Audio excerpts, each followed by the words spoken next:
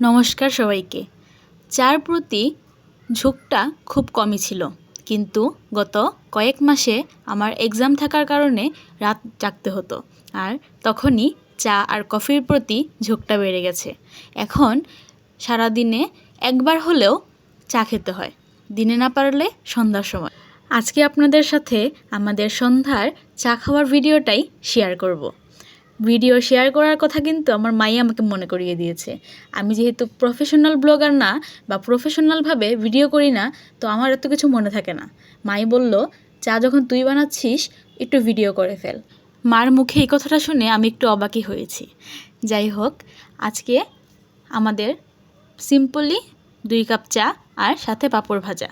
Biscuit মা অতটা পছন্দ করে না, সেই জন্য আর বিস্কিট নেওয়া হলো না। আমাদের এই ছোটো ছোটো মুহূর্তগুলো যে আপনাদের সাথে শেয়ার করি, সেগুলো কীরকম লাগে আমাদের কমেন্ট করে জানাবেন।